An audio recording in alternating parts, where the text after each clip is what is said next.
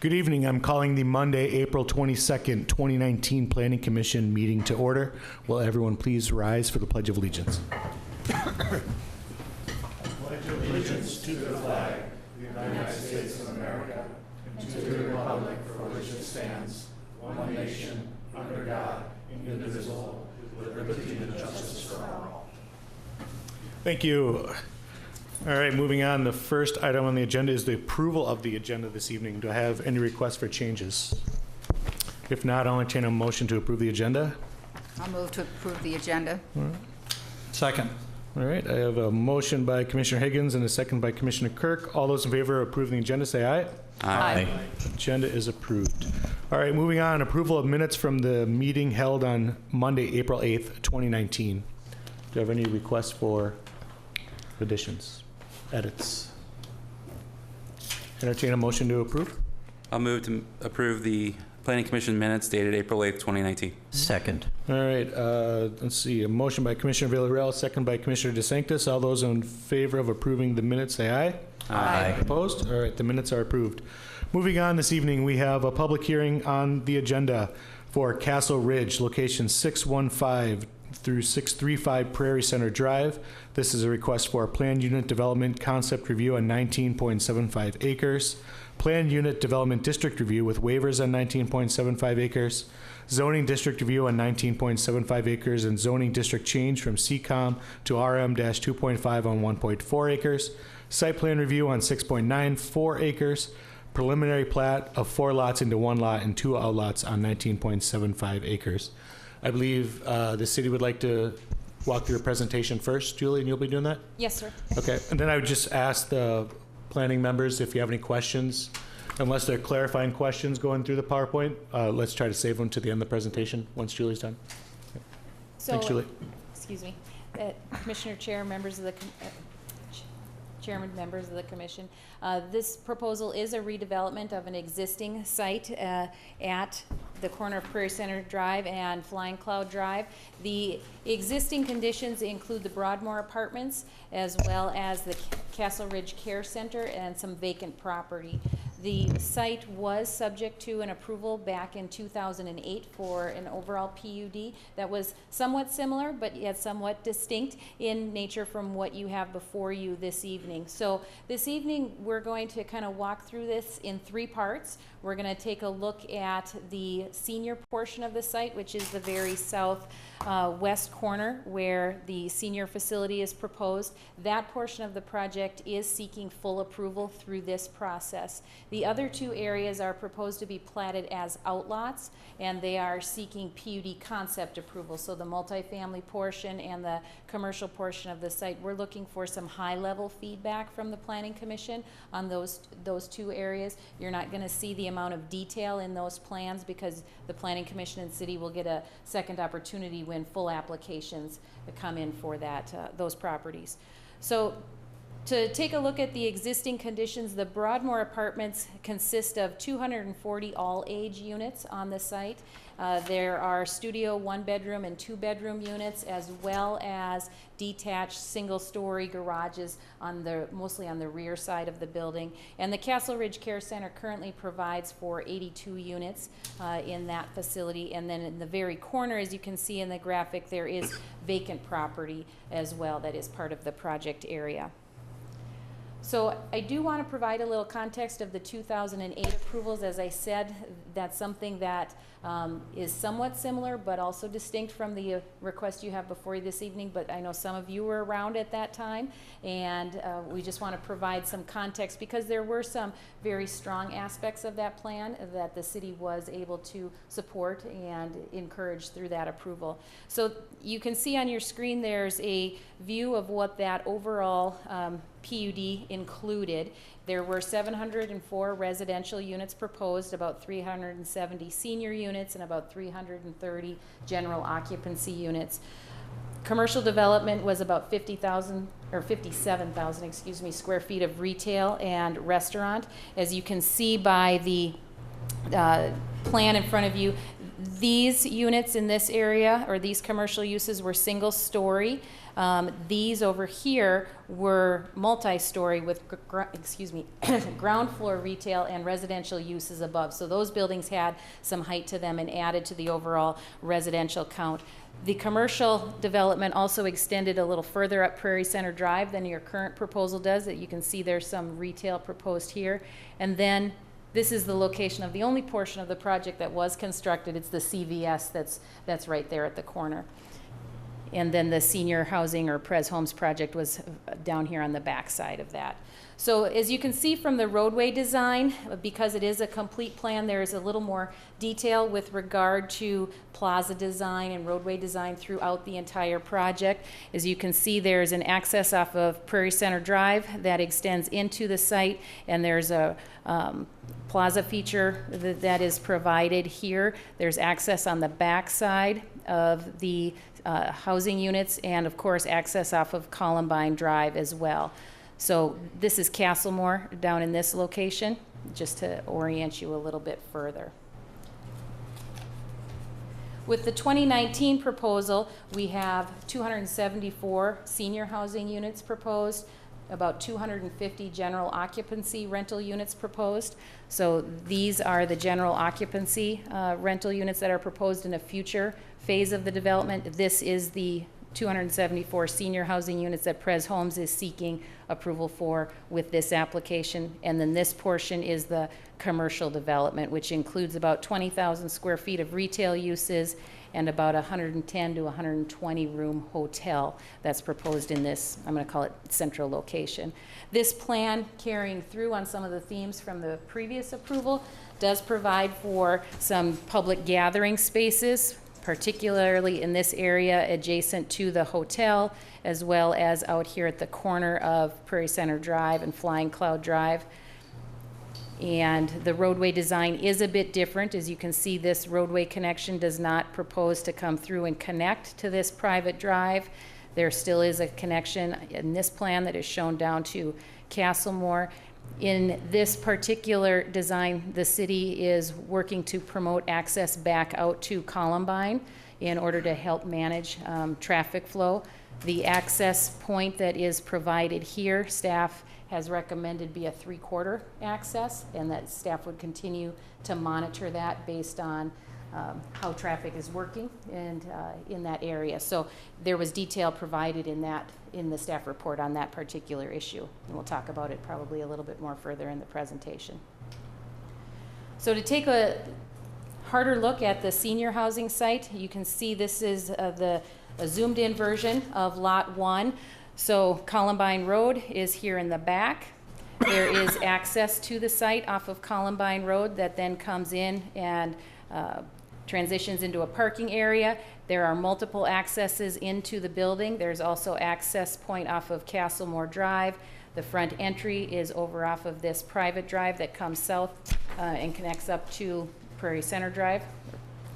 And there is street parking provided along the exterior of the building, as well as there is underground parking under the structure as well. You can see that there are some outdoor amenity areas that are provided around the building for the residents. This doesn't include the landscaping plan, but there is certainly also a landscaping plan that you saw in your materials that provides for landscaping on the site to address the mass and scale of the building, as well as provide high aesthetic quality. The plan does include some proof of parking stalls located in this area, and then also some proof of parking stalls shown in this area, because the project as proposed does not comply with the parking requirement of 2 stalls per unit, which is typical for senior projects. As you know, as planning commissioners, we've seen that a fair amount recently, that the parking needs are not quite the same for a senior facility, especially those that have a continuum of care, because not as many of the residents are driving. So the applicant is seeking a waiver to the parking requirements. The proof of parking areas that are shown here in these locations are not consistent with city code. City code says you can have proof of parking on your site, but you shouldn't have landscaping there. because, of course, when the parking needs to be constructed, then that landscaping needs to be removed. And in reviewing the landscaping plan for this project, landscaping is proposed in these locations, so staff is recommending that the plan be revised to remove the proof of parking, because the landscaping requirement is also one that the applicant is seeking a waiver to. So we prefer to see the landscaping put in place in order to come closer to meeting that requirement. You can also see on this slide some of the renderings of the proposed structure. So starting down in the left-hand corner, this is the main entry, which is right in this location, right here on the site plan. You can see there's a entrance feature canopy for folks to easily identify that that is the primary entrance. This is a broader view. Moving over to the right, this is a broader view. This again being the primary entrance gives you an idea of the overall architecture of the building as well as the building materials. So while the applicant is seeking a variety of waivers on the site, they do meet and exceed the requirements for building architecture, roof line deviation, and Class 1 materials. The building is being shown at 100% Class 1 materials. There are not any Class 2 materials. The overall phasing plan for this project is 3 phases, as I said. When Presbyterian Homes came in 2008 for their approval, they did not have development partners representing the multifamily piece and the commercial piece, so that's again another element that is different. They've got some partners with them and helping them navigate this process and come forth with a realistic plan. So as a part of this, not all of the developers are on the same timetable, so we're looking at 3 distinct phases for this project. The first phase proposes the demolition and removal of the Broadmoor apartments, and that would allow for the senior housing facility to be constructed on phase 1 and the phase 2 area, which would ultimately be multifamily, to be site graded and prepped in order to facilitate that second phase. That would allow the existing care center to remain intact and inhabited by the current residents until the senior facility is constructed. Then those residents can transition into the new facility, which would allow then, after they're of course all moved, then phase 3 could begin with the demolition of that area as well as site grading in order to prep that for the commercial development. Now, the developer has been working with the existing residents at Broadmoor and has been working closely with staff as well in order to assist with the relocation of those existing Broadmoor residents. So they can and I expect will in their presentation speak to kind of where they're at with regard to those numbers, but I know there's been a lot of coordination between Presbyterian Homes, particularly Steve Nornis, and our Housing and Community Services staff in the form of resource fairs and connecting people with resources in order to help facilitate finding new locations. And at this point, they're working towards that building being vacated by June 30th. So staying open through the school year to assist with those families that are currently living there.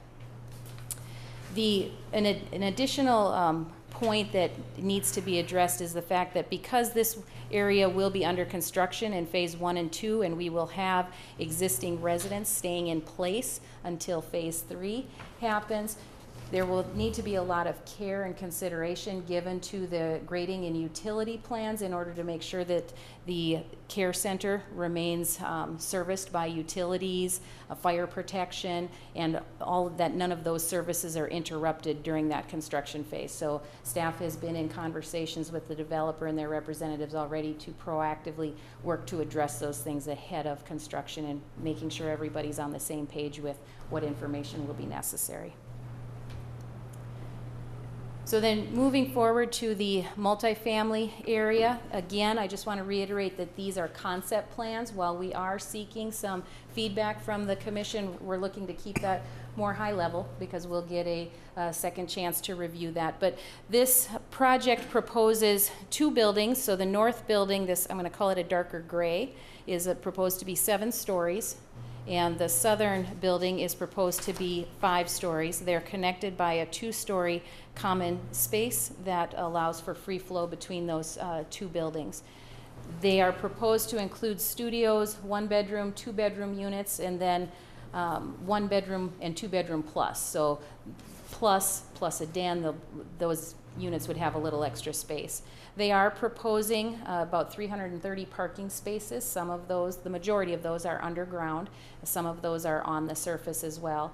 And staff has had some conversations with the developer about the parking that is proposed, because it is not at that 2 per unit that staff that city code requires. And because of the uniqueness of this property, in that it doesn't provide, it's all age housing, it's not immediately proximate to a transit station like we've seen with some other developments where we've granted parking waivers. Staff is encouraging the developer to continue to explore options about providing more parking on the site, because right now they're proposed at about 1.3 stalls per unit instead of the 2 that code requires. And they are open to that. They are continuing to explore those options. With the overall PUD, even though these projects will be phased and will come in over a span of time, the city is really looking, as well as the developer, to provide for a cohesive development that provides for common site amenities and common site connections. So whether that is pedestrian connections into the site and through the site, but also amenities being consistent, such as the pedestrian crossings all being of the same surface materials and design. Bike racks, benches, lighting bollards, street lighting, all should be consistent in order to identify it as one cohesive development rather than 3 individual ones. So I would expect that at the time that the development agreement gets approved for that first phase, a lot of that language will be included to address that and require it, and then would just be carried over into the subsequent phases. In the developer's materials, you'll see they do have some examples of how that can be accommodated, and we're going to continue to work with them to get more details on those. When the development proposal comes in for both of the outlot areas, we'll be looking at those specific details like landscaping, building materials, all of those other site amenities for the continuity. But in particular on the multifamily area, we'll also be looking at group usable open space. As you're familiar, that is a requirement in the zoning ordinance.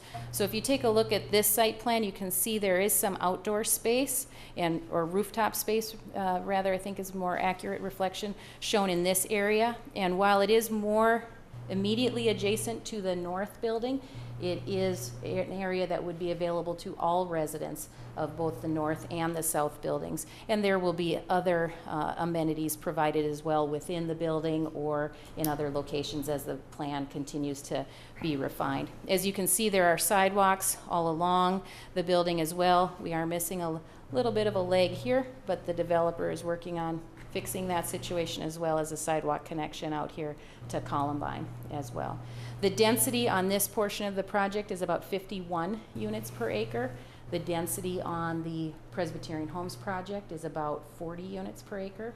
So when you average those out, we're right at about 45 for the overall residential portions. The commercial area down in the, I'm going to call it the southeastern corner of the site. So this is a graphic of what's proposed with the concept review for the commercial portion. There's roughly 20,000 square feet of retail shown on lots 1 through 4. Lot 5 is the 110 to 120 room hotel that would be proposed. All parking provided in this area is surface parking. There are some gathering spaces, as I mentioned earlier, that are shown just north of the hotel, as well as out here at the corner of Prairie Center Drive and Flying Cloud Drive. With this project, you can see each of the uses, with the exception of the hotel, either provide for an immediate option for a drive-through or a future option for a drive-through.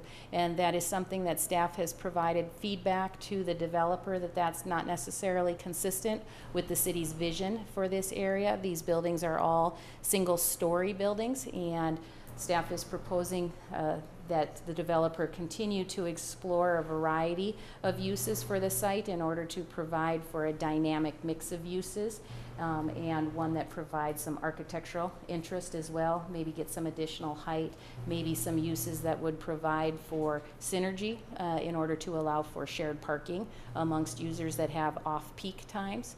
And the developer is open to that. The developer has shared in their materials that came out with your packet that they are exploring alternative uses. Those might include a grocery store, medical office building, restaurant uses that maybe aren't drive-through oriented, more of that sit-down type of use. So they are open to that and are continuing that, but would like your feedback with regard to your reaction to the plan as proposed in front of you this evening. Traffic circulation is also an item that staff has provided comment to the developer on. The parking lot configuration really in this area needs to be very intuitive and direct in order to minimize the amount of conflicts, not only with the drive-throughs that are proposed, all of the pedestrian connections cross drive-throughs, but also from a vehicular standpoint, you want folks to be able to circulate that area safely. One of the specific comments that staff has provided is there is an exit that is shown in this area right out onto the drive that immediately connects to Prairie Center Drive. Staff has made the comment that this needs to be removed in order to prevent problems with backup onto Prairie Center Drive. And then kind of moving back to Outlot A, one item that I neglected to mention, I'm sorry. In this area, again, right off that access point from Prairie Center Drive, the plan does show some parallel parking, or excuse me, angled parking here that staff has recommended be removed again because of concern about conflict. And this area at the, where's my mouse? At the two-story entrance appears to be a drop-off area. Staff has had some conversations with the developer about, what is the use of that area? Would that be where Lyft or Uber maybe comes to pick people up, and how would that work? At this point, we need a little bit more detail to understand the functionality of that site and what exactly it would be proposed for, because we'd want to make sure that if it were constructed in somewhat that fashion, that it's not providing any traffic backup onto that private drive. Castlemore Drive is this area right here. Staff has provided comment to the developer, Presbyterian Homes and the other developers through this review process that Castlemore Drive needs to be addressed. That's one of the issues that was identified that requires attention prior to the Planning Commission taking action on this application. There were 3 options that were provided. One would be to vacate Castlemore in its entirety and the developer be responsible for maintaining this area that is more adjacent to the Presbyterian home site and provide access to the Fountain Place development to the south. Another option would be to terminate Castlemore just between the Presbyterian homes and commercial piece and construct a roundabout. The third option would be to leave it as is and redesign the site plan. So that, as you saw, was communicated in your staff report. The developer, since that staff report has gone out, has said that they will move forward with option 1, which is the vacation of Castlemore, and then they will privately maintain that portion that is south of Presbyterian homes. There are some other issues that need to be addressed prior to Planning Commission being able to take action. As you saw in, this slide, there's a wetland area over in this portion of the site, and there was a wetland delineation that was done, and with conservation easement requirements through the watershed district, the plans will need to be revised to realign those boundaries consistent with the most recent delineation. So that's another issue that will need to be addressed prior to this application coming back in front of you for review. So I think with that, the staff recommendation overall is to take public testimony tonight, hear the presentation from the developers, provide any direction that you have for staff and the developers, and then ultimately staff is recommending a continuance to May 13th in order to allow the applicant time to address those roughly 15 issues that were identified in your staff report and come back before you with a set of plans that address those concerns, but then also providing feedback on the concept plans for outlots A and B. And I'm happy to answer any questions that you might have. Great. Thank you, Julie. Any questions for Julie to start?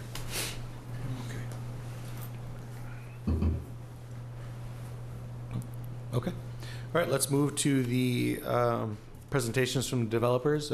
Will representative from Presbyterian Homes please step forward. Good evening. If you would spell your name, say your name and spell it for the record, please. Sure. Good evening, Mr. Chair, Commissioners. My name is John Fletcher. It's Fletcher. Address is 3116 Fairview Avenue North. I'm with Presbyterian Homes out of Roseville, Minnesota. Very happy to be here this evening. It's been a long and exciting process. We feel we have a very exciting development, which is a continuation of a plan we've been working on since 2006.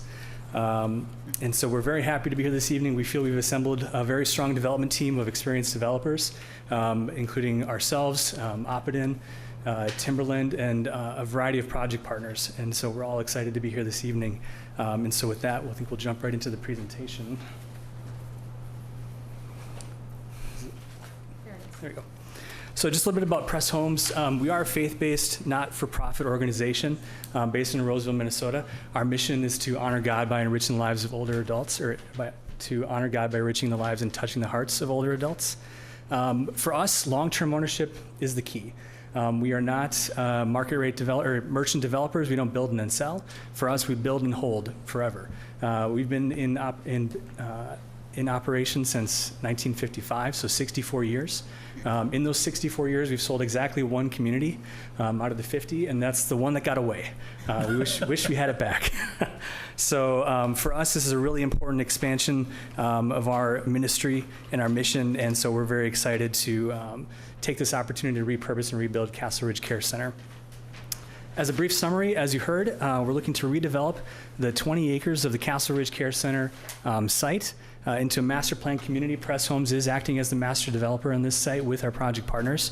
We're breaking into essentially 3 parcels, a senior housing community of 274 apartments, which is a full continuum, an apartment community, which would be developed by others, which is an all-age community, and then a commercial component as well.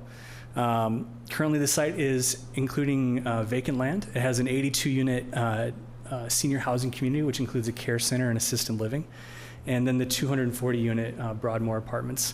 And the important thing to note is the Castle Ridge Care Center and Broadmoor Apartments, they're at the end of their useful life. There's really not a whole lot left that we can do with them. And so it's time to be replaced. And so that's really what is bringing this project to fruition. On the screen, if you take a look, this is just a quick summary of what a continuum of care is on the senior housing side. And I feel like this is just a great slide to show folks that aren't familiar with the senior housing industry or community what it is that we're doing. If you look at the continuum of care, you'll see there's everything from single family homes all the way to care center, memory care center. And each step as you go from left to right is higher acuity. Higher acuity meaning more and more healthcare services that are required. And so typical communities that you'll see come in front of you on the senior side typically are on the left-hand side, kind of lower acuity towards the middle. Correct, you see independent living, assisted living. What's unique about Castle Ridge Care Center is our care center component. And you can see that towards the right. Currently we have 60 beds, 60 apartments of care center. We're proposing to actually expand that. We are the only licensed care center in the city of Eden Prairie. There is significant demand that's not being met, and the primary reason why is it's very, very expensive to operate, and essentially only nonprofits can do it. We're one of the few in the state that do it. And so that's a unique component. So we are proposing to add the middle end or the front end of the continuum. So it'll be an independent living, assisted living, memory care, and care center. So just a quick recap, we are proposing to make some changes from our 2008 plan. There are certainly some pros and some cons from the 2008 plan that were great at the time. And of course, 2008, 9, and 10 hit, and then suddenly it didn't make much sense anymore. And so we spent a little time, we really wanted to just maximize the use of Castle Ridge Care Center and Broadmoor before tearing it down. We've had ownership interest in both of them since the early 2000s. So since the 2008 plan, we've made a number of positive changes to the plan. The most important thing is that we've right-sized the development to get it more appropriate to a market-acceptable plan. The first plan was over 700 units 36,000 square feet of retail. And to be fair, Presbyterian Homes, as a nonprofit provider at that time, just didn't have the horsepower. We do a number of very large projects, but at that time, in 2008, just didn't make a lot of sense. So we've right-sized the development to be reflective of the market today. Another key thing that we've done is we've shifted the key central intersection south. So if you look on the 2008 plan, you'll see an intersection just south, maybe Julie, if you want to use your mouth, just south of the Prairie Center Drive intersection, about 70 feet away, which causes some stacking issues, frankly. As you come off of Prairie Center Drive, you get right to an intersection. So if you look on the right-hand side, you can see we moved that intersection basically doubling the distance, another 70 feet south, to provide some relief.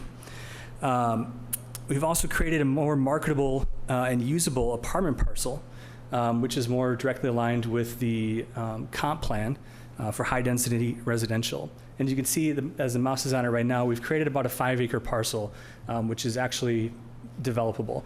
On the left-hand side, if you look at the retail that was formerly in that parcel, that really small piece, the reality is that almost nothing fits in there. So it's kind of an aspirational retail piece. I think we're showing maybe a dozen parking stalls on that. I mean, there's just no use with staffing that can fit in that parcel. So we really wanted to realign the site in order to maximize the use and get more aligned and actually be able to execute on the comp plan as well. We've organized the site so that traffic is encouraged to utilize Columbine Drive more frequently, with the main connection road leading directly to Columbine. So you can see on the 2019 plan, directly from that central intersection, we now have a road going directly west, which connects out to Columbine Road, with the intent being that road will continue on through the retail. So it's more, again, right-sizing the development, realigning the site to add some more intuitive connections. We still maintain 4 points of connection to outside roads with Prairie Center Drive, Columbine, and Castlemore. On the left-hand side, too, in the 2008 plan, you'll see a connection road going out to Columbine at the midpoint on the left-hand side. And that road, though, actually doesn't connect to that center spine road. There's actually an elevation change, and so with this new 2019 plan, we're connecting the road all the way through. And so it just improves traffic flow throughout the site. And last but certainly not least, with the realignment, as you saw on the concept plan for the apartments, the road that's just immediately south of CVS now goes directly into the apartment parcel. And so what we're really trying to do is focus traffic onto some of the perimeter roads, Columbine, and keep the uses separate, as opposed to the 2008 plan, which really kind of brought everything in right into the center, and then good luck as we try to direct traffic all over the place. So apartment traffic stays primarily to the northwest. Senior housing traffic, the best access to go primarily to the southwest, and then retail traffic is primarily the center, kind of the east side of the site. So we feel like this does a really good job, which is one of the reasons why after a traffic study, there's not any recommended changes to existing traffic. So on the screen, we're showing just a basic architectural massing. For us, when we were looking at redesigning the plan, it was important for us to retain the location of the senior parcel towards what I'll just say is the back of the site, towards Purgatory Creek. We wanted to maintain that site so that the more prominent, highly visible active spaces were available for more active and more visible uses. We wanted to be able to put commercial space towards Flying Cloud, towards Prairie Center Drive. We wanted to maintain the visibility to the market rate housing, the all-age housing right on Prairie Center Drive as well. The senior housing makes sense to be pushed towards the back. It's a little bit more less active use, but also, to be fair, it provides us with visibility to Purgatory Creek, which is a very pleasant view as well. And so this alignment really speaks to all those different goals. In terms of architecture and design, we worked hard to try to find a balance between a number of different recent projects that were approved while also providing our own unique flair and also trying to meet the design guidelines for the city of Eden Prairie. An important note is that even with the mix of materials that we're providing, brick, stone, glazing, et cetera, we are at substantially 100% Class 1 materials, which is an important goal for us and I know important for the city. And so that's one area we're excited and happy to be able to exceed. For us, even if you just look at this picture that's on the screen, we use a variety of articulations, a variety of roof lines, a variety of roof types. And so even though it's a more typical 5-story wood construction building, we try to provide as much architectural interest as possible. You've seen some of these pictures as well. Here's just a few different elevations. Another unique architectural feature for this project is our sawtooth design. On the independent living, you can see on the bottom left-hand side how those sunrooms actually angle out from the building, with the idea being that each unit apartment home that is viewing Purgatory Creek has an uninhibited view looking to the west. And so that is on every single, or on all the independent living apartment homes that are on those wings. There's a close-up view of the angled sunrooms, the sawtooth sunrooms. On the roof of the parking garage of the senior living, we have almost a 20,000-foot, a half-acre amenity deck, amenity terrace for the seniors. And we're providing a number of different amenities on that space, putting greens, and I'm blanking on the rest of them. A lot of amenities, they're fantastic. So the idea is to have a walkable green space, to have outdoor grilling stations, really just have it be, this is the outdoor usable space that's easy access for our seniors. They can walk right outside the building and not have to walk too far away. Mobility is limited for a number of folks, so this was an important add for us. You can see this is the close-up view of the senior site plan. If you look on the top, in between the two wings that are jutting out to the left, you can see that rooftop terrace where the mouse is right now. And that is actually coming off of an indoor pool as well, so the community will have an indoor pool for the seniors. So this is just a quick walkthrough. It's a highly amenitized community. We'll be providing amenities such as a pet shop or pet spa, a woodworking shop. If you go to the second floor, you can see we have obviously a dining center. We'll go around to the right, putting green on the rooftop terrace, pickleball court, the indoor pool, a large wellness center with multiple spaces. A bistro, think of it like a small or simpler version of a Caribou, and then a community center and chapel. As you go up to the upper floors, on the top floor, our memory care is going to have a rooftop terrace. And also we'll have a fifth floor sky lounge for independent living residents as well.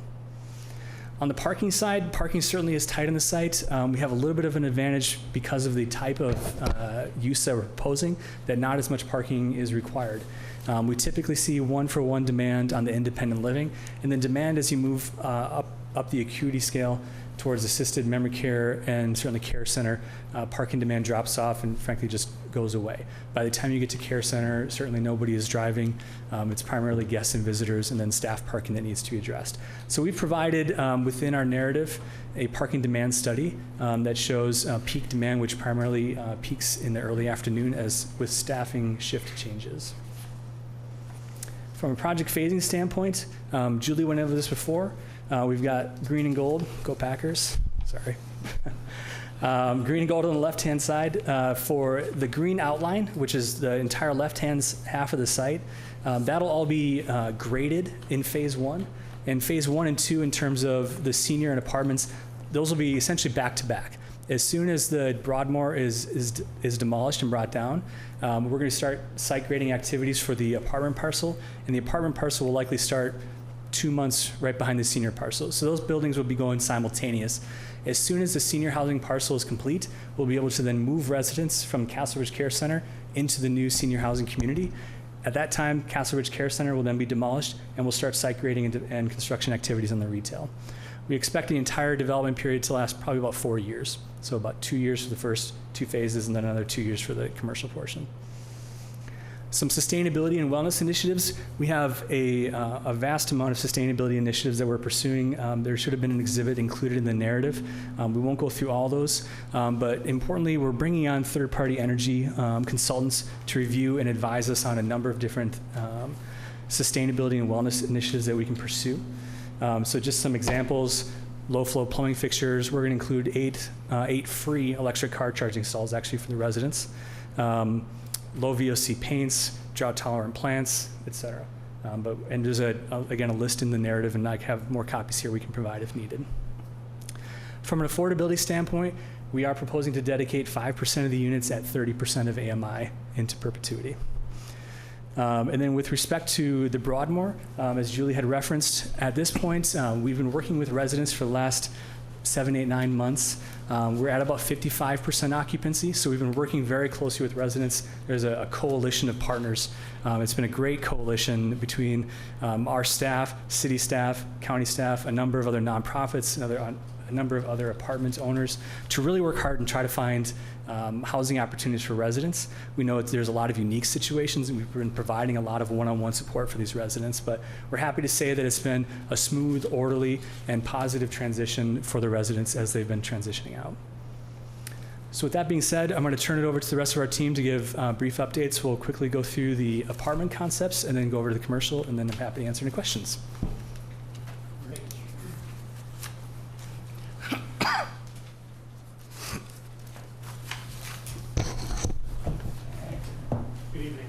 Evening. If you can state your name and spell for the record. Sure. Ryan Seiler with Timberland Partners, Sailer. Mr. Chair, members of the commission, we're excited to be here tonight, or be back, I should say, and talk about what we think will be an exciting and vibrant project for the city of Eden Prairie. When Press Homes called us and asked us to consider being a part of the project, it was an easy yes based on our experience working with the city on Elevate at Southwest Station just down the road. So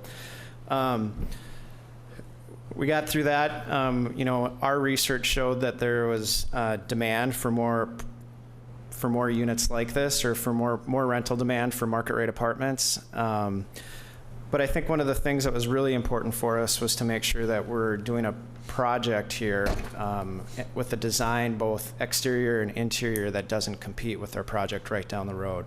And I feel like we've done that with this. Tonight we're here to give you an overview of the project and how it fits in with the master plan. We know that there's a lot of issues to work out yet, parking being one of them, how we address the front of the building. We're working with city staff to do that, and we look forward on the formal concept submittal of coming back in and explaining to you how we're going to address these issues. So with that, like I said, we're just here from initial feedback, and we brought with us Evan Jacobson, who's a principal with Tushy Montgomery Architects, just to give you a high-level overview of the project. And I'll let Evan speak. Thank you.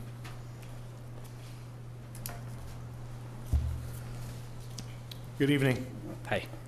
If you could state your name and spell for the record, please. Yeah, Evan Jacobson, Tushy Montgomery Architects, Jacobsen. Great. Thank you. If you could go through your presentation, please. Thank you. Good evening, Chair, Commissioners. As Ryan said, Julie, if you want to tee up the presentation. Just here for preliminary feedback. Wanted to introduce you to the size, massing, ingress, and egress, kind of our general thoughts on materiality and how we're, envisioning the project to shape up, and obviously want early input from the city staff to help mold that process, and look forward to coming back and presenting to you a more detailed and polished proposal like John took you through for the Press Homes site. So on the site, obviously, it's kind of just the general site plan orientation. You've seen it a couple times tonight. The orientation of the building is kind of a modified U shape. Did differ a little bit from that very first slide that Julie showed tonight. Kind of rotated clockwise a little bit to have that courtyard open up to Purgatory Creek, and also really maintain the solar exposure for the interior courtyard. One of the things Julie noted was the pool on the interior of that court being justified to kind of the north building, which really is simply 100% a product of maintaining solar exposure. We did some solar studies, and that spot was kind of a natural place that received the most daily, hourly amount of sunshine throughout the course of the year when residents and guests may be using that public amenity and that public deck. So zoom in a little bit. Just to talk about massing, size, and scale. Again, the darker volume, the north building as we're calling it, 113 units. The south building, 133 units. It's a little bit longer, a little bit bigger. In general, large units. We do a lot of work in urban areas and metro areas, and these are significantly larger units, more appropriately sized for the demographic, and the related product that's available in Eden Prairie here. So regarding parking, we have about 275 in 2 levels of garage below the entire footprint of the building. and about 50 surface. And obviously there's an abundance of parking on the site. I think John noted, kind of that time cyclical demand that the Press Homes project would experience, that peak being early afternoon, shift change. So we're certainly hoping that, the on-site, on-surface parking lot throughout the whole development can have some synergy and really have a good kind of co-use throughout the project and the residents and the guests coming and going. Another couple things to know, pretty hard to see, but you can see the red arrows, the drive that Julie noted off of Prairie Center and the drop-off. We're thinking about that. We're exploring options. We understand that the kind of 90-degree or that 45-degree parking coming in and backing up into a public right-of-way is probably something we want to shy away from. So we'll definitely look at other options to incorporate that drop-off, and whether that's a full dedicated drop-off lane or maybe a widening of the existing right-of-way that's proposed. We want to be sensitive to what we would imagine to be a very highly public and kind of symbolic entrance to our project. It is high visibility from Prairie Center Drive. We're locating a lot of our common spaces, our high energy activities, fitness room, pub rooms. We have the whole suite of amenities, golf simulators, theater rooms. I mean, you name it, we're basically going to have it in this project. They're all centrally located, more or less right around that corner, trying to bring that energy and the life of the building to Prairie Center Drive. We like it architecturally because we can control the lighting of those spaces on the corner and make the building really read as an active and energetic place to reside for residents and guests alike, as well as just passerbys. So we're working on some strategies to try to find the right balance between accommodating what we would imagine to be a rideshare drop-off point or a mail delivery drop-off point, and obviously the needs and the requirements of public right-of-way and traffic flow. So, and then kind of sweeping around to the north side of the site on the back side, 2 garage entrances. Basically, we have 2 garages disconnected, so they run the full deck, and one kind of goes in the lower side, which is the south one there, and then the one to the north goes in the upper level of garage. And as John mentioned, parking is tight. We have a relatively high water table that we're contending with throughout the project, so going down an additional level, we're going down 2. Certainly has its challenging and challenges, so we're looking at all those options to try to get as much parking as we feel we need and is appropriate for the site, while still balancing some of those other constraints that the site has. Jump to the next one. The top image is just a brief section. You can kind of see the 2 levels of parking below grade there, and then the kind of 2 long horizontal bars would kind of be that common area, 2 levels of common space that kind of connects the 2 masses of the building directly adjacent to Prairie Center. And then you can kind of see the 5-story volume on the south with the 7-story volume on the north. Very intentional, trying to maintain views to Purgatory Creek across those long-range view corridors and provide a nice view for most, if not all, of the residents in the facility. Just talking a little bit about materiality. Obviously, like I said, we're very early on in the process. Glorified massing model, schematic design level. So everything you see as white or as the light beige, we were envisioning as more or less a masonry material, with the white material kind of referenced as a premium material, whatever that means. But maybe it's a cast stone, a special cut block, and then the beige being more of a traditional masonry product of brick masonry. You can kind of see as you flip around the 3D massing perspectives, both of the masses are bookended with that nice white premium material as a very intentional desire to anchor the corners. Obviously, one of the constraints we have at this site is you drive 360 degrees around it, so we don't really have a back door per se.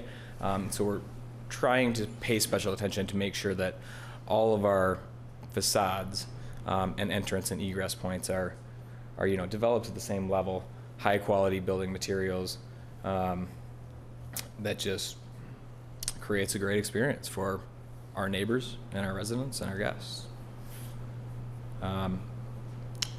And I think the only other thing to note, bottom left image, kind of that 3D again, this is more or less looking directly from the west, just north of west a little bit. So you can kind of see how that solar exposure, trying to keep that western sun in those late summer days to enter that courtyard when our residents might actually be at the pool for a very short, brief period of summer that we have here. And then the other thing you'll notice is obviously we've kind of talked about grade. Walk-up units around most of the building where we can manage them. A couple areas along the south side of the south building that the grade just falls off too far from our finished floor to get actual walk-up units. So trying to deal with that with some beautiful landscaping and looking at retaining walls and a planting and landscape plan that's very consistent with the rest of the development and kind of the precedent that John and his team with Insight and Westwood have established for our site planning and design. So with that, certainly happy to answer any questions, but can turn it over to, yeah. Thank you.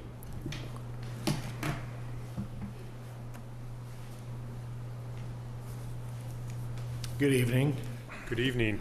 If you could say your name and spell it for the record. And Drew Johnson, Oppidan Investment Company, JOHNSON.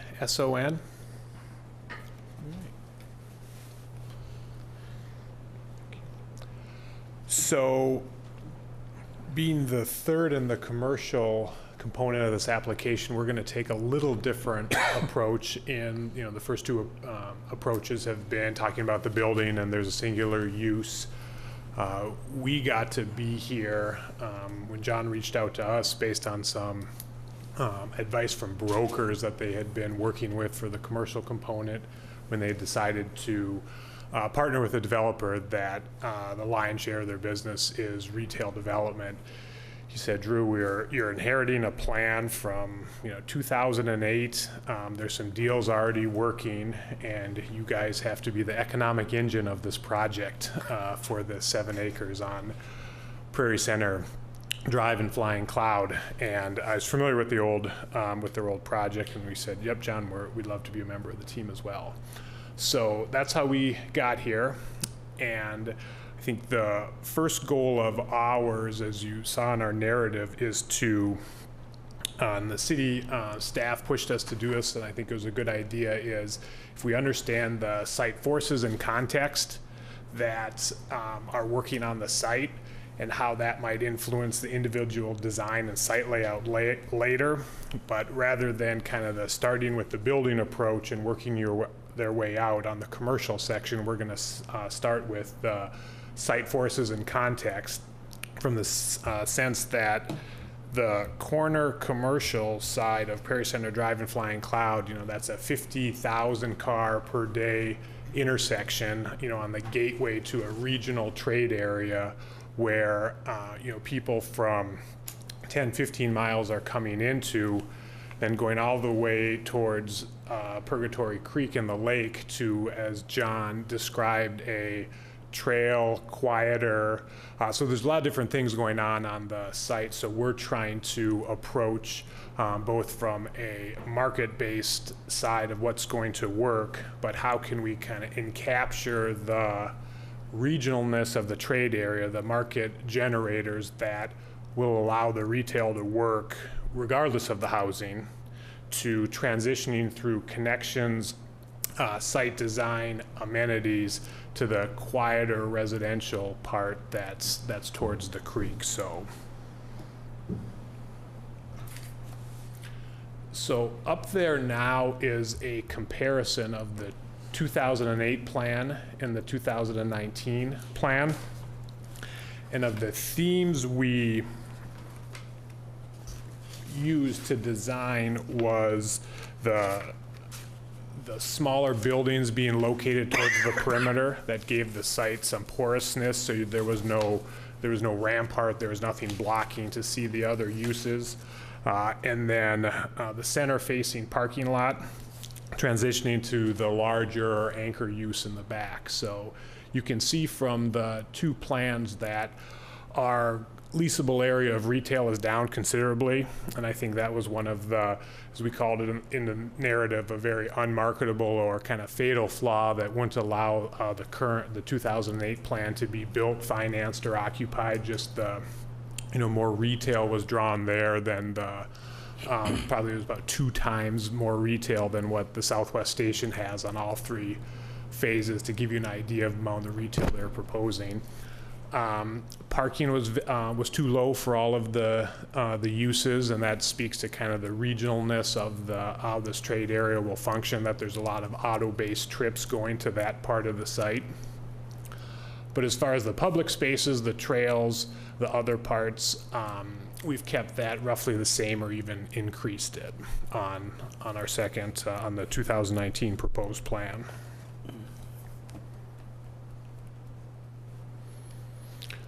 So of these strategies, the strengths from the 2008, what can be approved, is that I'll touch on some of the market pieces, and then I've asked Max Musicant of the Musicant Group to help explain some of the, in a better level of detail, some of the site forces as we design in kind of a larger context, the overall 7-acre site.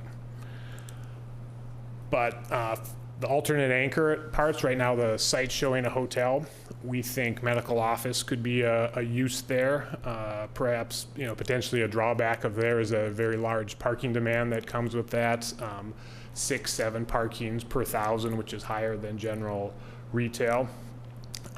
In addition to that, there could be, instead of medical office, there could be a grocer use, and I think that would, really help focus the site on an activity center that can be around the plaza, since it's a very active use. But any grocer that I think we would want to be successful, that would be successful, would also generate a lot of trips, which I think is a good thing for the grocer, and also appropriate in the context of the region.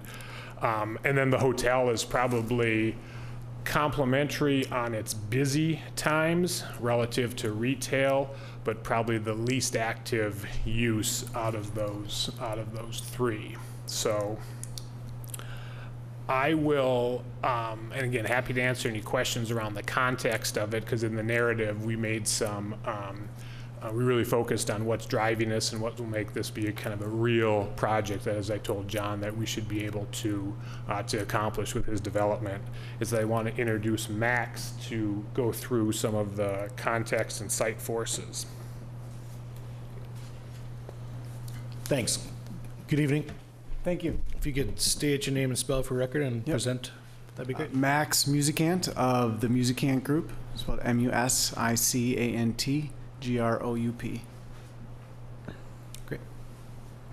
Chair, fellow commissioners, it's a pleasure to be with you here today. As a little background, the Musicant Group, the firm I founded and run, is dedicated to creating places where people want to be. We're really pleased to be asked to join the Oppidan Group to really help to create a strong sense of place and commercial and social vibrancy through this redevelopment project, and to really make sure that the vision, the aspiration of the city and the previous site can pair up and match up with the market forces to create a really dynamic and special place. And we feel like there's a wonderful opportunity to do that, and there's a number of strategies that we've deployed in order to make that happen.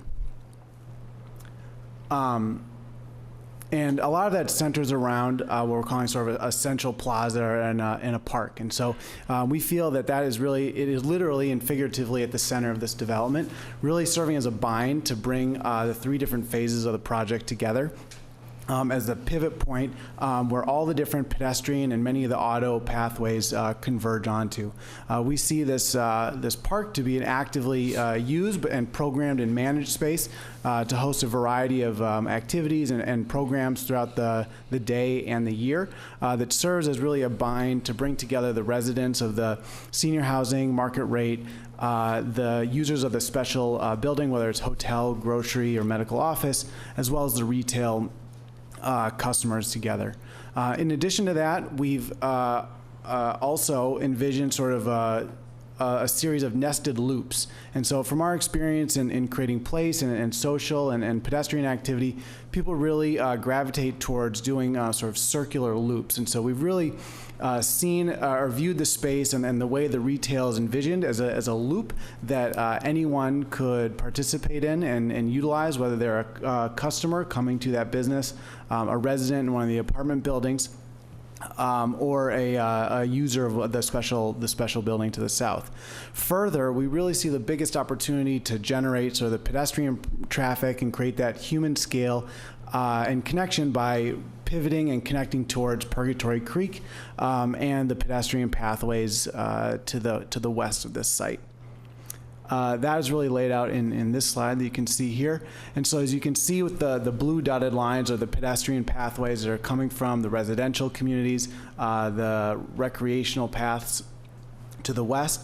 And then we've also highlighted in red what we consider active edges. And so one of the strategies we deploy in many other redevelopment projects and spaces that we manage and activate is that active edges create active interiors. And so when you've got an active edge, when you have all those things working in tandem, it creates a lot of social and pedestrian activity within the spaces that they are all looking into. So you can see that all the buildings are sort of facing into this looped pathway and have eyesight and visual access into that central park, which will be, again, the sort of the access point and a place of congregation.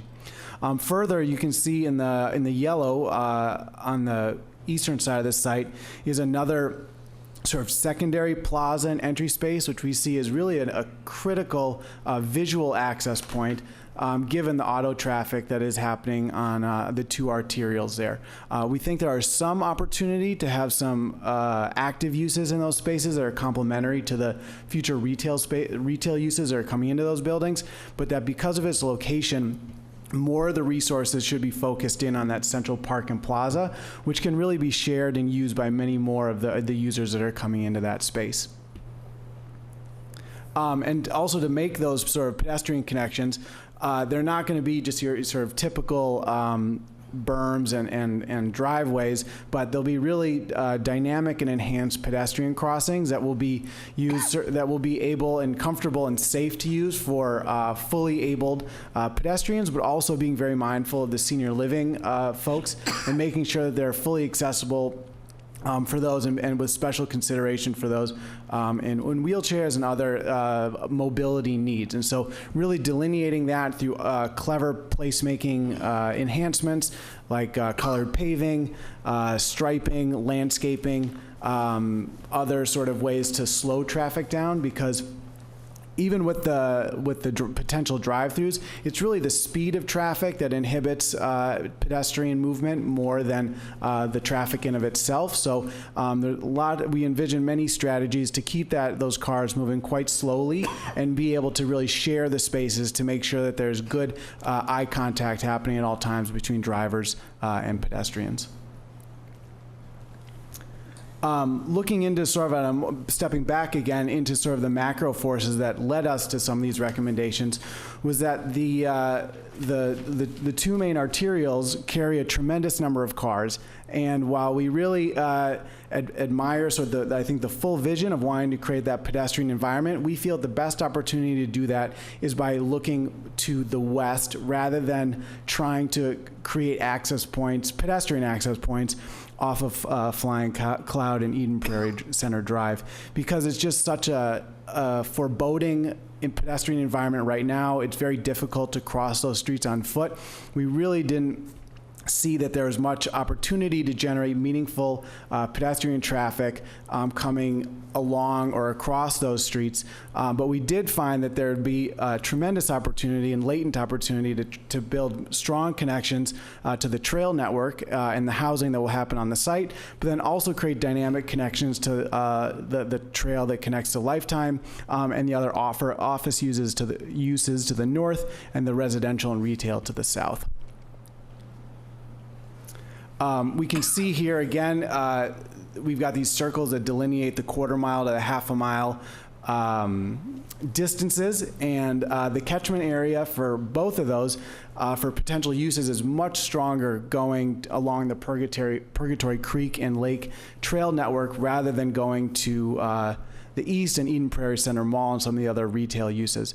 The barriers of those arterials is just a little bit too strong. There's a lot of non-pathway space to walk through. There are surface parking lots, which could be redeveloped in the future, but for the foreseeable future, really provide a difficult pedestrian environment. So again, really pivoting the resources and the attention of the site into capitalizing upon the pedestrian and bike facilities that already exist and that we feel will generate a much stronger sense of place and pedestrian environment. And then very tactically, as I mentioned, thinking about the other ways that we would create those dynamic and safe pathways is making sure they're really delineated with pavement, making sure that the cars are driving slower and can see a lot of the crosswalks, utilizing bollards along sidewalks to create both real and perceived pedestrian safety, creating bike racks and leveraging savvy uses of street furniture as well. And with that, I'm happy to take any questions. I can also hand it back off to any of the development team. What would you like to add anymore? Yeah, this is just, so quickly, our goal in concluding our part is that we want to make application depending on the feedback this summer or fall, and we believe we should have a zero variance or not need any leniency on any of the underlying zoning or code on the commercial component of the site. So I think that speaks to the overall context of the match of zoning. So, thank you. Thank you. With that, Mr. Chair and Commissioners, we want to thank you very much for allowing us the time to present this evening. We're happy to take any questions you might have. Obviously, we've assembled a large team. We're very excited about this project. It's a long and complicated process, but we're happy to be a part of it. And again, happy to answer any questions you might have. Thank you. Thank you, appreciate it. All right. Lost them all over. Does anyone have some initial questions or discussion? Julie, did you? Mr. Chair, I believe we do have some members of the audience that might have some public testimony to share if you prefer to take that first. Okay. Does anyone have initial questions or want to go to public testimony? I have a question. Yes, sir. What do you envision the finished square footage area of this one bedroom studio, 2-bedroom units? To clarify, the square footage of the apartment units? Is that the question? Yeah. On the senior side, we anticipate 1-bedroom apartments in the 800 to 1,000 square foot range, 2-bedroom apartments anywhere from 1,200 to 1,800 square feet, so larger on average than you would typically see. Okay. Thank you. All right. If this is a public hearing, if anyone would like to come forward and speak for this project or against this project, please raise your hand if you're interested in speaking. Okay. Please step forward. Good evening. Good evening.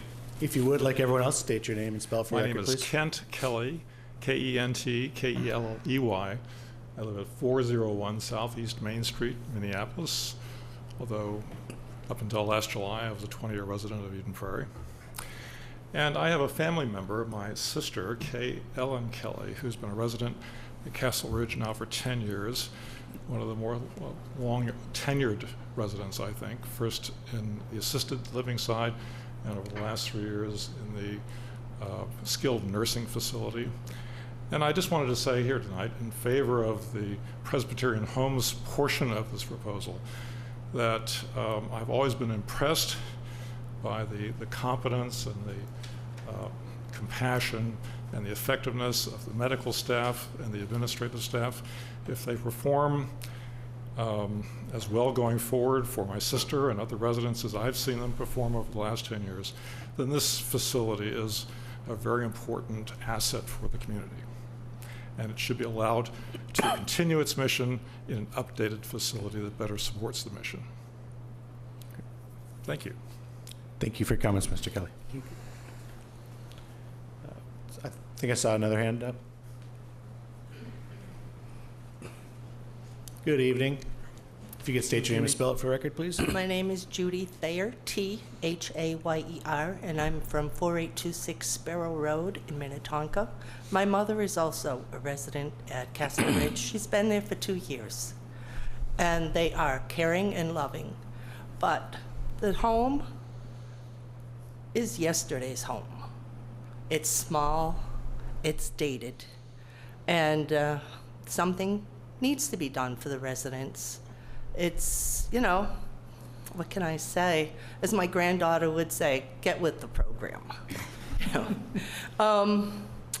Mom is looking forward to the new. She's 93 years old. She tells me she's feeling better every day, and she can't wait to move into the new facility. So I hope, with all my heart, that something can be done, and quickly, because, you know, she says she's going to hit 100. We'll see. But yes, that's basically what I wanted to say. I support the Castle Ridge, the nursing home part. Thank you.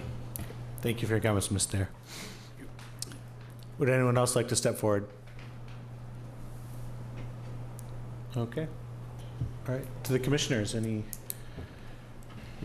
maybe we start with Presbyterian Homes, if that works. Commissioner Mitty?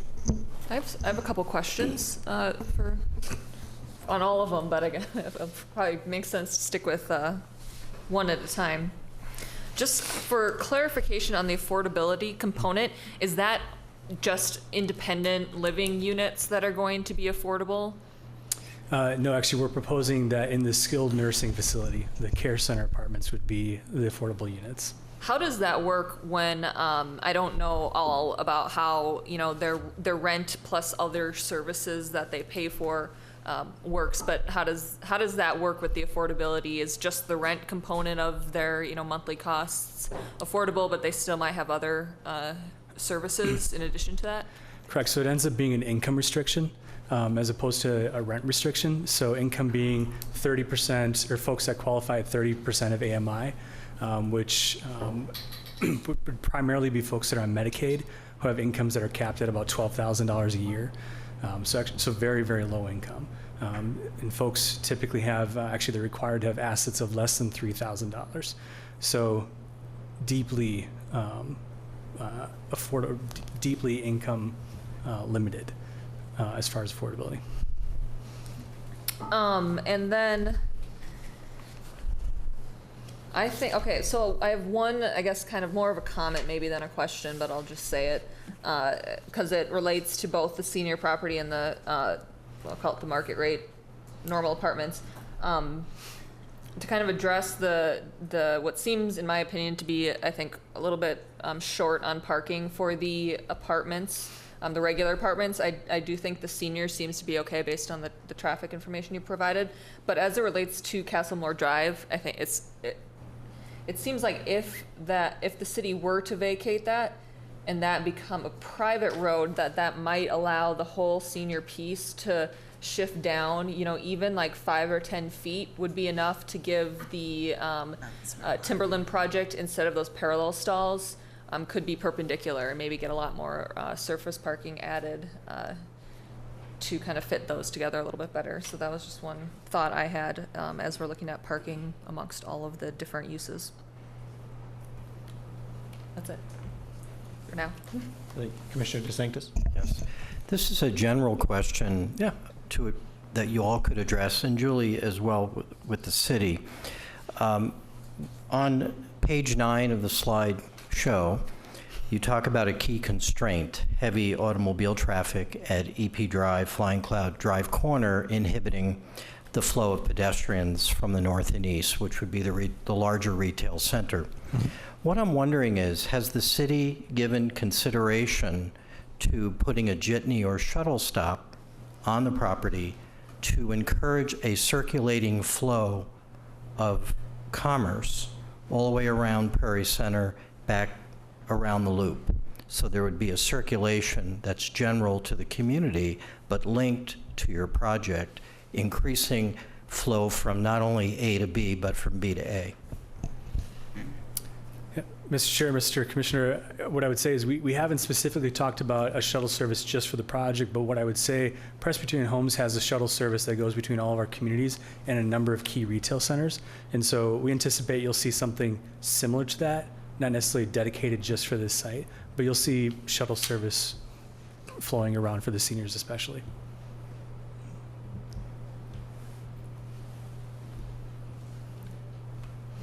Other commissioners? Mr. Chairman, Commissioner Fur. I'll take a stab. First of all, I think you get a gold star for that idea. I like that Southwest Transit, maybe Southwest Prime or something like that, doing a dedicated loop around the Prairie Center Drive loop in Eden Prairie. That's an outstanding idea. But I digress. This is a heavy lift project, and thanks to all of you for coming together as a great assemblage of teams to put together this project again. I was not on the commission when it came through before, so I'm going to lean on some veteran commission members to add some color commentary along the way. But with my fresh eyes, specifically addressing your particular project, I think you and your design team has done a great job on the presence of the building. I certainly give a lot of thought to phasing and how that organizes your development approach. The design of the facade is very nice. Your articulation, variations, colors, I like all that. Waivers, there's about 10 or 11 waivers, and I'm supportive of just about all those, with one exception that I'll talk about in a minute. A delivery berth in back, you only have one delivery berth for all those units, and I think that's short-sighted. There should be 2 or 3 in back to handle all of the move-ins and things like that. And for your project, as well as then the market rate apartments next to it, I always rattle off my 7 Fs to our designers at the front door for short-term things. Family drop-offs and pickups, things like that, fast food deliveries, florists, first responders in the fire department, FedEx, including U.S. Mail, pharmacy, that starts with an F. And Lyft starts with an F. Yep. All those functions demand short-term delivery attention.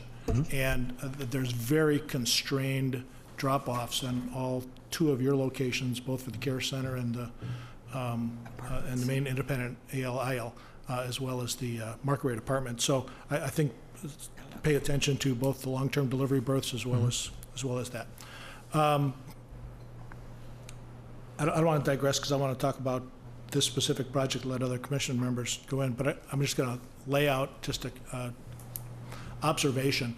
I think everybody's trying to push too hard on this development, and by pushing too hard, the list of waivers that I was okay with, but you can kind of go down and see you're pushing hard on parking, you're pushing hard on the lack of green space, you're pushing hard on setbacks, and I want to tear away your ceiling of wood frame construction, because I know that the architects don't want to go over that ceiling and create another construction type. But we're not afraid of height. Yep. If you would pick up those towers and put them on top of each other and organize green space better with a town green or something like that, that small green space that's called the Central Plaza is a postage stamp compared to the density that you're putting on this site. And I think we're all about absorbing the density, and we're ready for it. But to cap everything at 5 levels, because wood frame only goes up 5 floors, and then push the limits of everything on the groundscape demands more attention for everything that we've talked about here. Landscaping and just breathing space. That's my basic observation. May I jump in and build on that comment a little bit? Commissioner Kirk? As I've been referred to indirectly a couple of times, I was a rookie on the Planning Commission in 2008 when this project came, and it was very memorable, a major project, and Ed hit on one of the key issues, and that was we were paranoid about the height at the time. Absolutely paranoid. I think it was 9 and 11 stories, and there was talk of 13 stories at one point in time, and there was a lot of people sitting out there who came in and said, oh my God, that's not Eden Prairie. Eden Prairie's changed. And to reinforce what you've said, the other thing that we were paranoid at the point in time was the density. I think it was 40, maybe more than 40 at the time. And I think everybody on the Planning Commission and members of the public who spoke were paranoid about the density. Eden Prairie's changed. We know that things are getting higher. First off, things are getting denser, and that requires things to get higher. And I think that the city, at least I'm certainly personally, far, far more open to that than I was 10 years ago when we were discussing this before. So I think Mr. Farr's comments are good ones, and I think the city's perception, or at least my view of the city's perception, has become much more welcoming to some of the things that are needed and that you're offering here. So I just wanted to say that in reinforcing what you were saying, Ed. I have some other comments, but I'll have those later. Other comments about the Presbyterian Homes portion? Commissioner Higgins. I'm not on the Presbyterian Homes portion right now, though. I am on the residential portion of it. Just being in a neighborhood where there are a lot of different aged people living close together, the whole movement of cars and vehicles and people in that space. Again, I want to underscore what Commissioner Kirk just said. I think we could do with some more massing and maybe multiple levels so that we can open up some of the green space. I actually think that you've got a nascent community coming, and I think we could get there well without disturbing some of the projects and profitability that need to be there. So I just want to go there right now. And just one other thing. Sure. Parks, we have the park right across where Purgatory Creek is. However, with a lot of young families being in rental these days rather than in permanent housing, that it's not as easy to take young children over into that area. I mean, they do when they're in a stroller, but they're not in strollers very long. So if we had areas where kids could safely learn how to ride a two-wheeler for the first time, or being even on a three-wheeler without running the risk of having a car come in right there at the time that they're not looking, I think we would benefit from some of that. I know you can't do it all, and it's your housing part that I'm talking to specifically, although maybe the grandchildren come to visit folks in the senior housing too. So just to say that part. Thank you. If there's no more question about Presbyterian I have Homes. one question here. I think my comment would be to, based upon what Ed was saying before, he's saying that there is a trade-off, I think, from architecture standpoint, there's a trade-off between the density and the green space, so it's something to look at from your standpoint. I think that gives a much, especially for the age group that we are trying to serve. I think the green space would be highly desirable, more green space, so something to look at. Yeah, Mr. Commissioner, or Mr. Chair, if I could just kind of respond, we have a similar question around density. And on the positive side, you're speaking to a room full of developers and nobody wants to go up and tall and flashy and amazing more than developers. We're trying to balance, like you had mentioned, we're trying to balance a couple of key things. One being cost, which then is a direct driver of rent, of the charge that we'd have to charge residents. And as soon as we tip that scale to that 6th floor into a type 1, cost of construction goes up about 40%, which means, and that's for every floor. That's not just the 6th floor. And so then just plan on every apartment monthly rent to go up about 40% as well. So again, we're on the same page. One of the reasons why the development didn't proceed from 2008 was because it was that 9, 11, 13-story type 1 construction. You couldn't afford to build it, or it was more like we couldn't afford to rent it.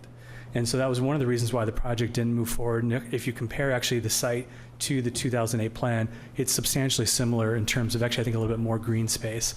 Admittedly, not a whole heck of a lot. But when you actually compare the two plans, it is quite similar. But like I said, we'd love to go taller, but when you tip that scale on that 6th floor, and it is unfortunate, but it's just that one more floor, you get into type 1, a steel frame or a post-tension concrete, add 40%. So that's something that we're trying to balance and maintain as general affordability as we can. All right, thank you. Thank you. Presbyterian Holmes? Yeah, I just wanted to piggyback a little bit on this landscaping conversation. I appreciate the challenges with going higher and understand that. Although I am also in the court that we want to. I think we should try to meet the landscaping requirements in the code, and then also just green spaces is more green space would be great, especially given this location and the connection to Purgatory Creek. Although I think that we should all give some credit to rooftop space here. It does look like they have a 5th floor memory care garden. I'm not sure if that's actually outdoors in the elements, but and it looked like there was a rooftop component to the market rate as well. But I guess I would encourage maybe that being a solution to providing more, green space or outdoor amenity. That maybe there could be more up on the roof. That by expanding those spaces or whatever it might be to help kind of add more outdoor amenity while also kind of trying to fit everything that we're trying to fit in the site.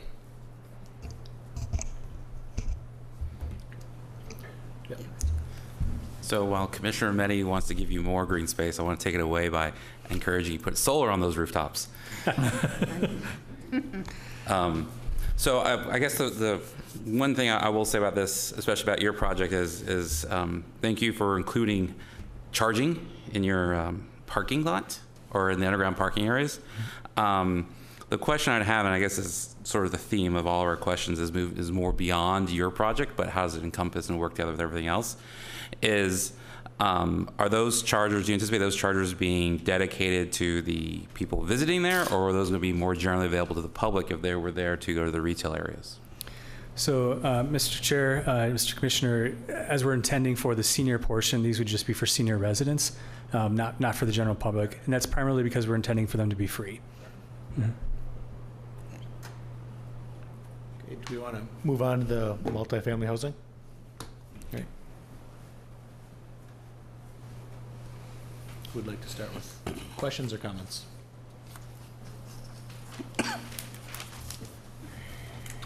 I'll start with just a couple general questions. First, again, maybe applies to everything, but Julie, can you refresh our memory, or it was in the staff report, what's the trigger for EIW, EIS? The project was larger before and must not have triggered it, so I'm assuming it's just for the better this time, but if we could get a refresher on that? Mr. Chair, members of the commission, that initial review was done back in 2006, 2008, prior to that approval, and staff did take a look at and consult with the city attorney as well as the EQB on the EAW rules, and it was determined that an EQB would not be necessary, an EAW, too many acronyms, too late. An EAW would not be necessary this time, in that what is proposed fell within the parameters of what was considered last time. Okay, thank you. And then could we get a summary of the traffic report? I don't know if they commissioned it or we as a city commissioned it, but did it address the shared parking? Did it offer suggestions on parking ratios or parking sharing based upon various uses as the developers go about juggling the various uses and timing of different retail opportunities? Mr. Chair, I defer that question to Mr. Rue or the developer.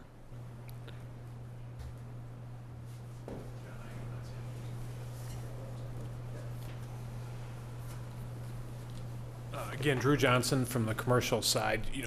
One item that we keyed in very closely as it related to the traffic study, it was partially parking counts, which we believe that the city's code on the commercial side are generally in line with what we think is the right amount for the market. We don't want to build any more than we have to, but at the same time, handle the weekly peak demand should be a goal.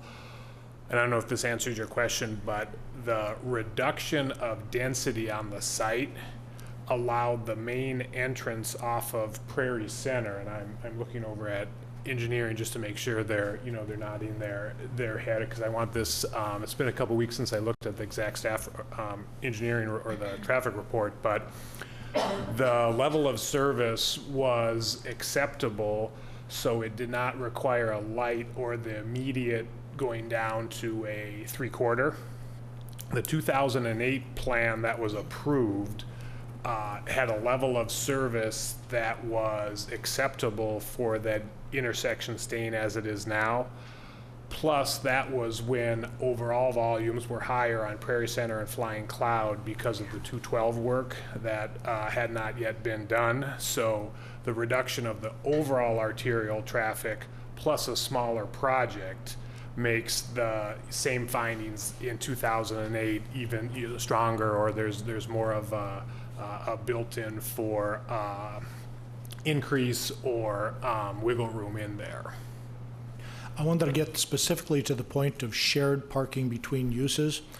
There was a comment, I forget who at the podium may have mentioned it, about hours of operation where the market rate apartment users or visitors could use the parking of the Presbyterian Homes site in the evening, perhaps, where maybe the parking demand there for the Press Home site is a little bit less. Yep. And so I didn't know if that was, if the traffic engineer made observations on your plan as to the proximity of parking stalls, or offered you guidance on how many stalls or what a ratio might be to think about when you're computing the math. I didn't see any math in any of the documents suggesting that there could be a 20% reduction because the traffic engineer thought that those were compatible uses that had various peaks.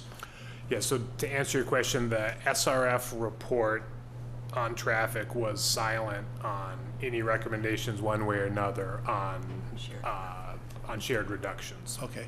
I'll make the recommendation that when you come back with your final, have SRF provide some of those strategic recommendations so that that can benefit us as a commission, the city, and you all as a point of data for the computation of stalls. Thank you, great idea. Okay.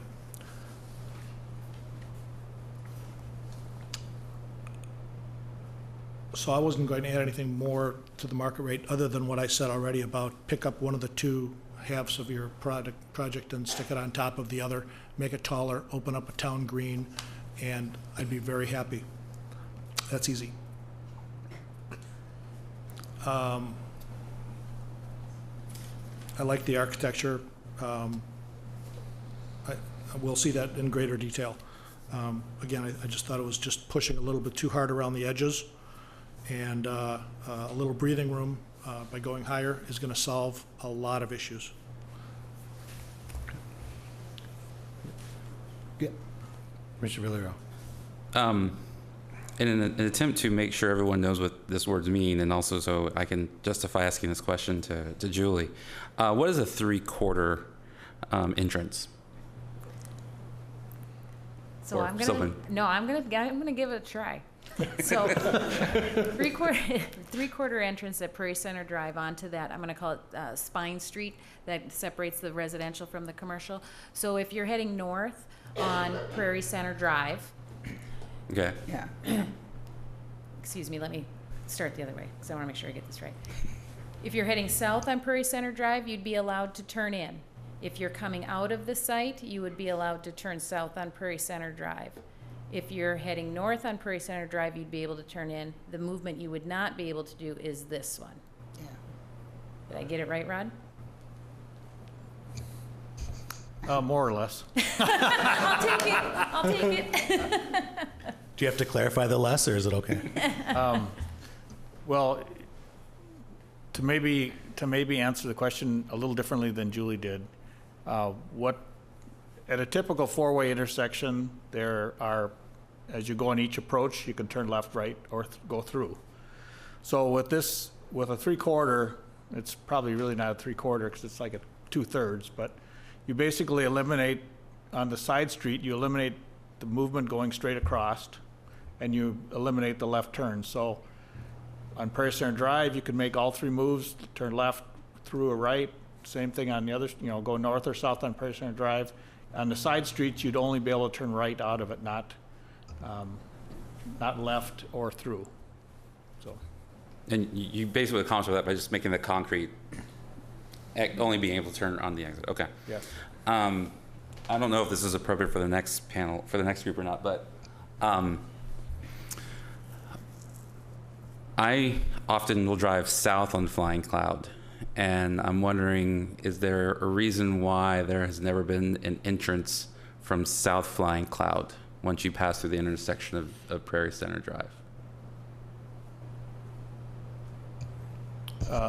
Mr. Chairman, members of the commission, that whole area was designed with Columbine on Prairie Center Drive and Fountain Place on Flying Cloud Drive would be the two access locations off of those arterials that would, in both cases, are signalized, and then Columbine is the backage road, if you will, or frontage road type access road to connect those two. So that's where we would want predominant access to occurs off Columbine, and then those connect to Prairie Center Drive and Flying Cloud Drive at those two signalized intersections. Okay, so I'm just wondering, and maybe it's just a personal preference, I find that really annoying to have to make a circle, in essence, because the way it's structured right now is, so Castlemore continues on to Prairie Center, which you can't make a left onto when you go north on Prairie Center. So you have to go all the way up to the light or make a U-turn from Prairie Center to go back to Castlemore, which I don't really want to do. Or if I'm going south on Flying Cloud, I have to go all the way down to the light, make a right and make another right and make a big loop around to get to the Five Guys or the Home Goods. If we're building more retail into that area, I think that's just going to make it all the more difficult for people flying south and Flying Cloud to actually get in there. Because, well, I know they can turn left, but that will then increase the amount of traffic going into that one. So now you're basically funneling all of South Flying Cloud Road into Prairie Center Drive to then make a left into the retail. So I'm wondering, is there a study possible to show just if there's an in or out, not putting a full intersection, but if there's an in from Flying Cloud and an out on the Flying Cloud South that could be considered, because with the amount of new retail, with the new housing, new retail, I'm just wondering, to me, there could be another option for people coming in that don't have to either make a full loop around from the south or back up into the road going north on Prairie Center. Well, that roadway is controlled by the county, and the county has guidelines on access distances. I think with that speed on that road, I think it's probably a quarter mile is the spacing requirements. I mean, there's been talk about the Medcom intersection is too close. So, and that there was a time years ago where there was a request to put in a full access at Medcom, so there'd be an intersection right across the street on the north side. But that was way too close, and the consideration was actually to remove Medcom. Right now, it seems to function okay because of the traffic volumes on Flying Cloud have been reduced since 212 went in by a pretty substantial amount. So Medcom still works, but those spacing requirements to the south down to Fountain Place are more accurate to what the county would desire. Okay.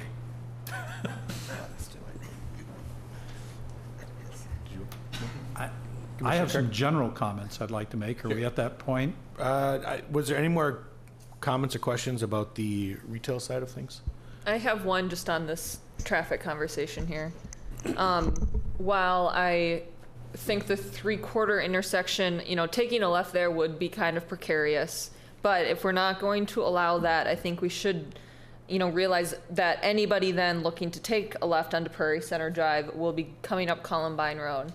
And in my experience, being on this road, taking a left at that intersection usually gets backed up pretty far past the size of the existing turn lane, and I think that's going to increase substantially. So I think we'd need to look at how then, because all of this traffic, anybody going that way, trying to get to the highway, is going to be turning left there. And to me, even as of today, that becomes a traffic issue. And so I think it's only going to get worse. So maybe we do something where there's 2 turn lanes, because right now there's a right, a straight, and a left. Maybe the straight could be a left also, or something like that.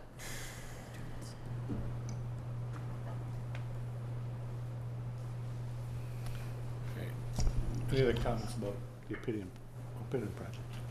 Well, I'll just jump in on the general, kind of the general comments, and a little bit of history on what I said before.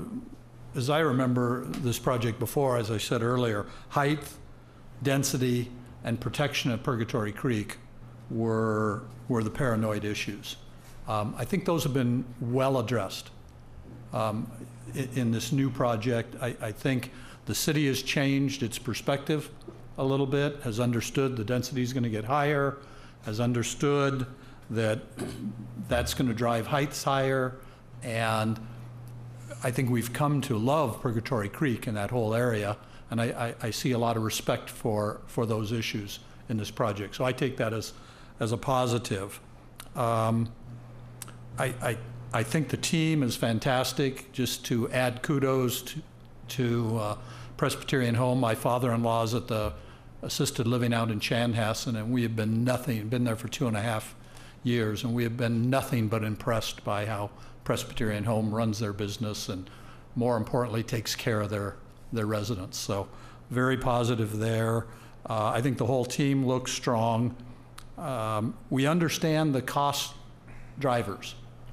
We're not, I mean, Ed probably understands them more than anybody here, but I think all of us understand the cost drivers. But it's our job to also push what we think the city wants, and the green space is important, and the utilization of that green space, and I'm happy to see you have experts in that area consulting on this project, and I think we're going to continue to push real hard on that because it's important to I think we as a commission feel that's important to the city. Parking is a biggie, and the congestion and everything that's been discussed here, and we've made a couple of mistakes I think in allowing some places where there is a lot of congestion that's frustrating for not only the citizens but also the merchants, and we don't want to see that. So a real good hard look at parking and making sure we've got enough space there, and we don't have the backups and we don't have the conflicts and all, and I'm no expert about that, so I'm going to leave it to you guys as the experts, but I think that's something we'll push on very hard. But in general, I'm pretty tickled by the project. I like it, and I think it's a great addition to the city. So that's kind of my general comments. Other comments, questions, or general comments? Or? I'll just make one comment. I think it was Commissioner Farr who mentioned it, the deliveries. I know it's another aspect of the traffic kind of thing, but I'm thinking more that when people are moving in, or deliveries that take time. Those parts of, whether it's the residential area or the seniors living area particularly, I can imagine that that's going to have to get the attention that you've already tried to give it, and I would certainly encourage you to, that we would understand that you have to make some amendments to things at some points, because you've got some trade-offs to deal with. So it's just another one of those, but it's a biggie. Commissioner Villarreal. So I wanted to build off something that Commissioner Farr said early on about the other aspect of deliveries, and to think about how that impacts the project as a whole, because we're not just talking about deliveries to the senior living center or the deliveries to the new residential area, or if this is a grocery store, the people have to pick up stuff and want stuff delivered. But how will the impact of the new means of transportation through use of delivery going to impact the flow of traffic in and around this area, and making sure there's enough places for those delivery cars to have their have time to go in and get what it is needs to get done and then deliver itself out to the residents. So I think it's important to maintain those opportunities and options in the planning for where that can take place. Secondly, and I already mentioned it once, Presbyterian, you're already talking about electric vehicle chargers. I think that needs to be better plotted out to the other two, where the charging location is going to be set up for Phase B and Phase C, especially if they're not going to be public, if they're going to be only for the residents. I think there needs to be a better thought process on where those go in at. The third one is you talked about in the residential area, the nice west-facing roofs y'all are going to have, which are ideal to put solar on. So I would also anticipate or ask to consider how to maximize those opportunities around alternative resources. And then the last one, I guess, would be the plea around not only green space, but not to have so many chains, and actually try to develop some community retail and establishments that we can actually get around and not have be beholden to more and more chains. Is that a segue into our commercial development discussion, Chair? Yes, Commissioner Farr. Great segue.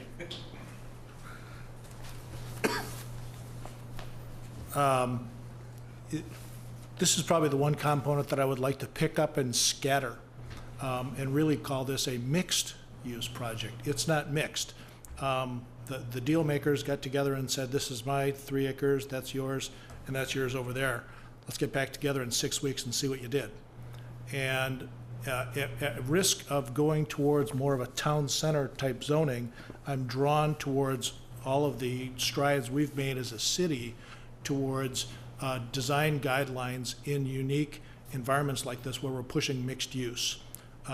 You pulled away from one of the more, I thought, intriguing solutions where we have the street level retail with something else above, which offered some dynamic pedestrian elements. And it really came to the surface here with, I believe it was Mr. Musicant's graphic about his active pedestrian edges. And whether that slide's available or not, I'm not sure. But when I saw the site plan, I expected to see street level retail along the first floor of both the senior living facility as well as the market rate apartments.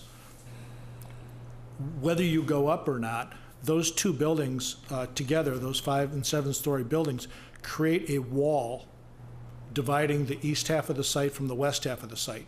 There's no visibility through that wall. And so that in fact is truly a pedestrian edge as defined by that red line on his graphic. And there is in fact no active pedestrian function on the front side of the Press Homes building on first floor at all at that location. And it's screaming for that. And so I'm trying to scatter the retail where it's most useful to the people that can't walk, can't wheel very far. And I know that there's some wonderful amenities inside first floor, and you made note of those.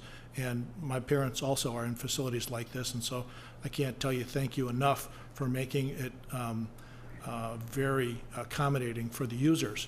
And as such, to make other retail that they would maybe have to pay for, not just an amenity for your facility, but right outside the door to make it an engaging pedestrian experience.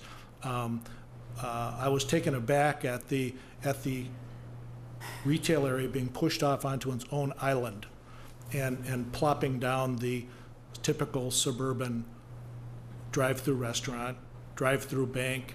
I'm sorry, ho-hum, this is Eden Prairie. That's not going to cut it right here at this very important site for me. I was looking for that integration. And so I think of all the 3 components, the commercial falls short by not being integrated into the rest of the development.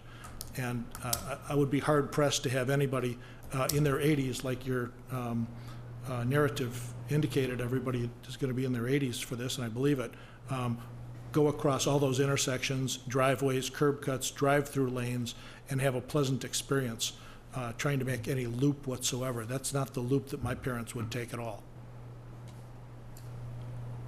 So I think that retail component needs a little bit more work. Commissioner Meddy?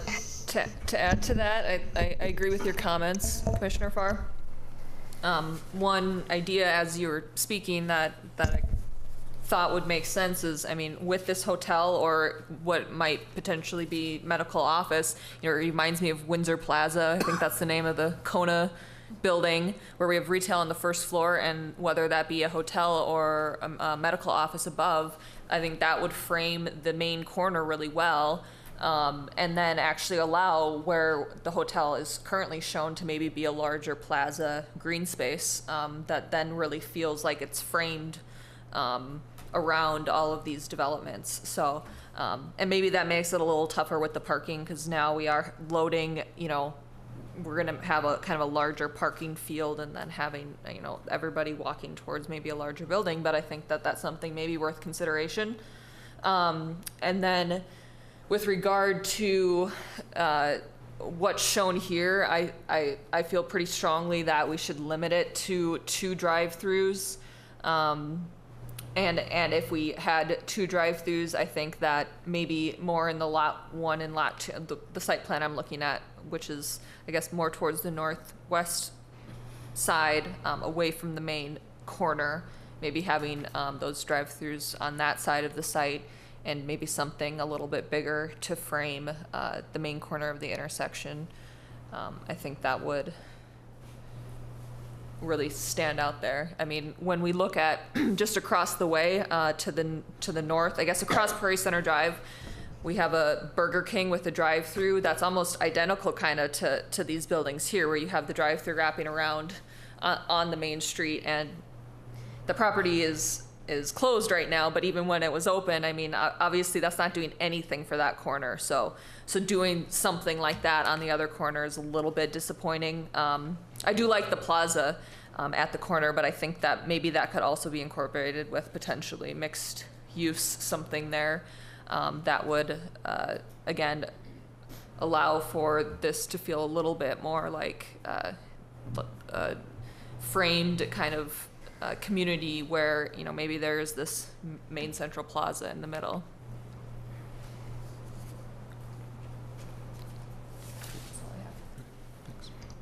Others?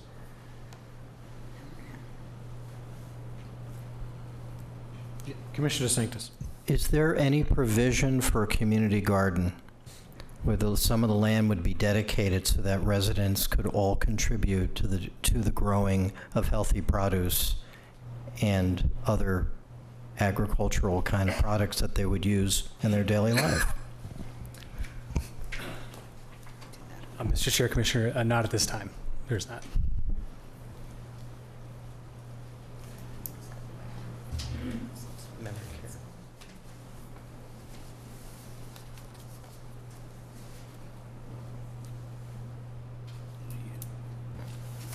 Any other questions, Commissioner? Julie, did we give you direction on the issues that you brought up on all of them, or? Mr. Chair, I believe we've covered all of the issues that staff has identified in the staff report. As you saw in the staff report, there was, a broad conversation about the project overall, as well as the individual components, and you could see as a part of that what staff's reaction was to the majority of those issues. So if you have a divergent opinion from any of those positions, we would ask that you share that, but I've not heard that, so I will continue to work with other staff and with the development team to work toward the conversations and positions that staff has shared. I think this staff recommendation was a continuance, so is there any more discussion from any commissioners this evening, or comments or questions? Or I read the staff recommendations, and I agree with staff's position on many of those items. Mr. Chairman, Move to recommend a continuance to the May 13th, 2019 Planning Commission meeting based on the staff report dated April 18, 2019. All right, I have a motion for Commissioner Kirk. Do I have a second? Second. Second for Commissioner Higgins. All those in favor of continuing to the May 13th meeting, say aye. Aye. Aye. Opposed? All right. Public hearing remains open and will be moved to May 13th, 2019. All right, moving on. Planners reports this evening. No, sir. All right. Members reports? Mr. Chairman, Yes. Commissioner Farr. I'd like to acknowledge that this is National Architecture Week. Hug your favorite architect. Besides Earth Day today. I'm sorry? Earth Day also Oh, it's today. Earth Day. Yes, so just a shout out. I think it's Administrative Professional Day on Wednesday, too, so. All right. I'll entertain a motion to adjourn the meeting. So moved. All right, Commissioner Farr, a motion. Do I have a second? Second. Second for Commissioner Kirk. All those in favor say aye. Aye. Aye. Meeting's adjourned. Thank you.